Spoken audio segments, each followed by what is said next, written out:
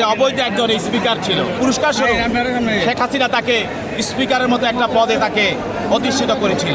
আমরা বিজ্ঞানত বলেছি যে এই শিরিন শারমিন চৌধুরী সে একজন অবৈধ এমপি ছিল এবং ফ্যাসিস্ট হাসিনার অন্যতম একজন সহযোগী ছিল এবং অবৈধ সংসদের সে অবৈধ একজন স্পিকার ছিল এবং ফ্যাসিস্ট হাসিনাকে তার ফ্যাসিজম এবং স্বৈরশাসন চালানোর জন্য তারা যে কয়জন তাকে সহযোগিতা করেছে তার অন্যতম ছিল এই শিরিন শারমিন চৌধুরী এবং তাকে পুরস্কার স্বরূপ শেখ হাসিনা তাকে স্পিকারের মতো একটা পদে তাকে অধিষ্ঠিত করেছিল এবং যেই জুলাই আন্দোলনের সময় যে আন্দোলনটা হয়েছিল সেই আন্দোলনে যে হত্যা এবং যে গুলি চালানোর ঘটনা ঘটেছে এবং পুড়িয়ে মারার যে ঘটনাগুলো ঘটেছে এবং ছাত্র জনতাকে যেভাবে গুমের নামে তাদেরকে পুড়িয়ে মারা হয়েছে এইসব ঘটনার সঙ্গে যারা ষড়যন্ত্রকারী এবং যারা পরিকল্পনাকারী তাদের একজন ছিল এই শিরিন শারমিন চৌধুরী। এক্সট্রিম মশার কয়েল প্ল্যান্ট ফাইবার দিয়ে তৈরি, তাই সহজে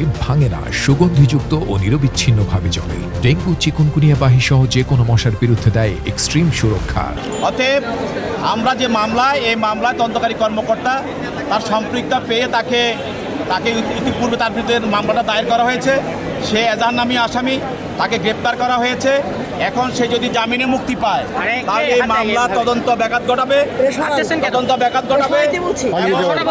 সে এই যে চলমান যে আমাদের যে ন্যায় বিচার প্রতিষ্ঠার যে একটা ব্যবস্থা সেই ব্যবস্থাকে সে ব্যাঘাত ঘটাবে।